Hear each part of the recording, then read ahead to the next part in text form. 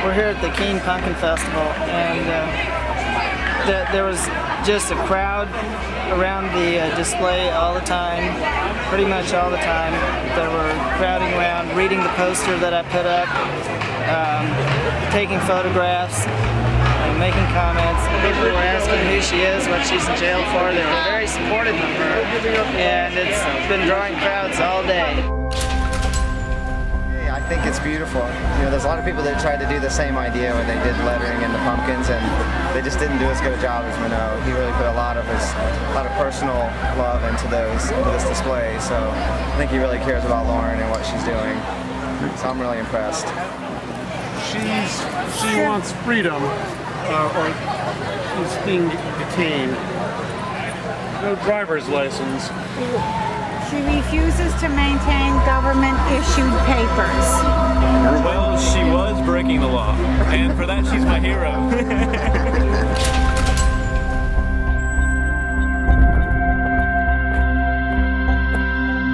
I think that even the people who disagree with what Lauren did can understand that she's in a limbo state right now, and that isn't right. I mean, if they think she did something horrible, then they ought to bring her to justice for it, is the way I think a lot of people feel, but they're not. What they're doing is they're just acting like they can just lock her away. And a lot of people aren't comfortable with living in an America like that.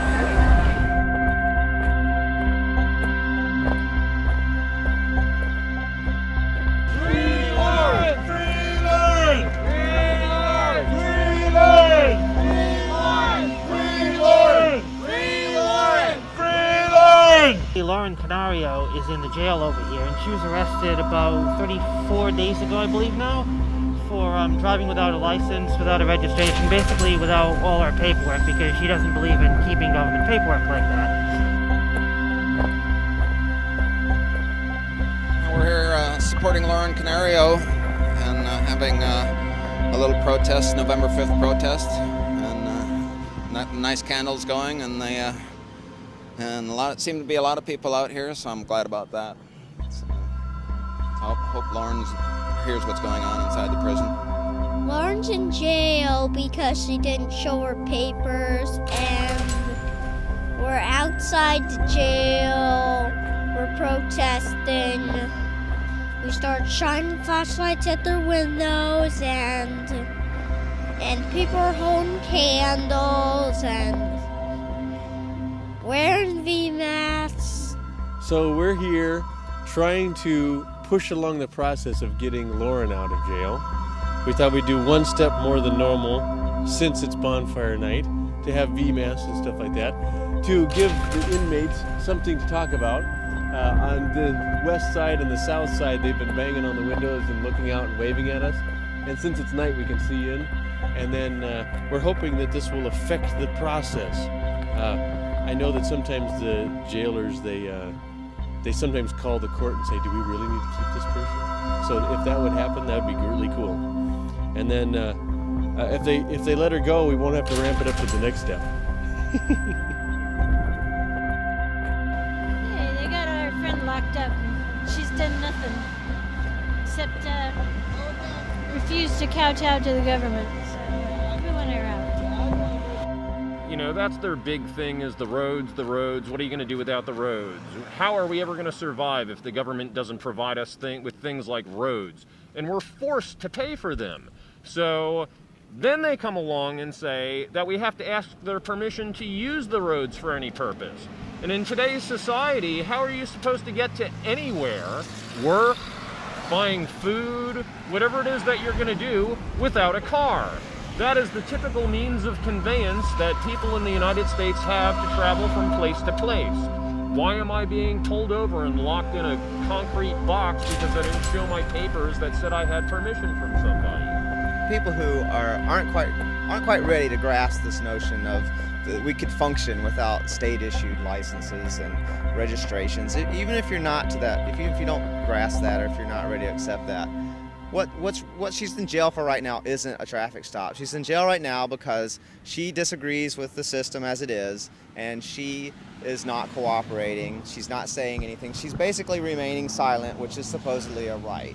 And she is being punished very ambiguously for it. She's in jail indefinitely. It's essentially what was passed down from the judge is keep her in jail until she's ready to cooperate. She's not going to cooperate. That's Lauren. She's protesting. She is right now a political prisoner.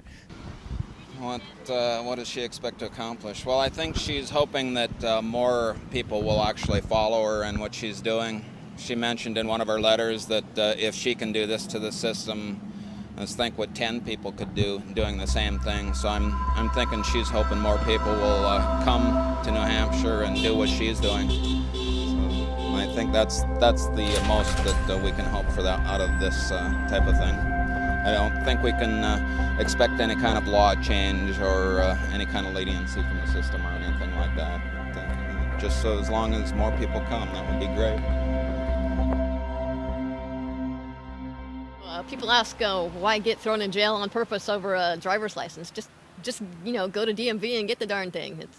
It's something everybody does. But I figured that the government really doesn't need to be tracking people, and it's not a matter of protecting people, because that getting numbered and cataloged is not protecting you in any way. It's trying to control you, and government shouldn't be controlling the people should be controlling the government. Not be stopped by every policeman that happens to think they look suspicious or don't like their face, or if they're disrespectful to someone, they go, okay, show me your ID. You won't get an ID from me, is my right. Here's your number.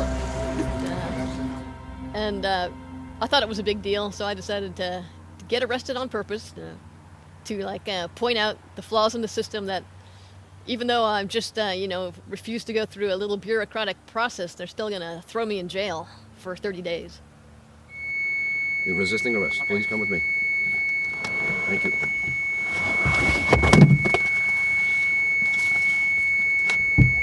So I wasn't going to cooperate with anything.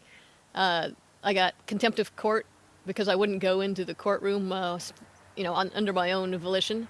And I thought that was a pretty cool stand to take.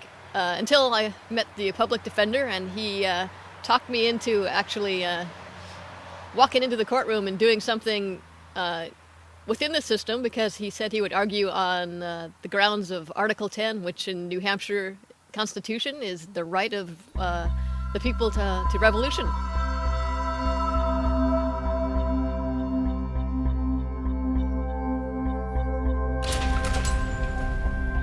That's unique about New Hampshire, and people should know about it, and they should argue on that point more often. So I said, okay, I'll go into court.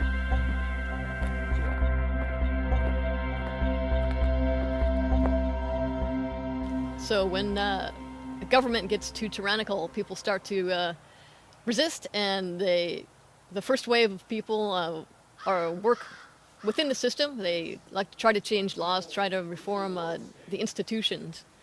Then there's a group of people who say, when it gets even more tyrannical, that they say, things aren't working. We have to move outside of the system. We're not getting anything done.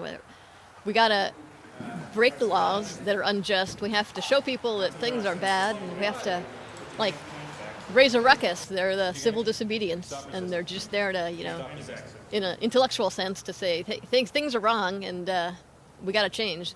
And if the first wave, the politicians, and the second wave, the civil disobedience, don't do their job, then comes the third wave, as the government continues to get more tyrannical, and they're the ones that have the guns and the bloodletting and slaughter and massacres, which I never want to see.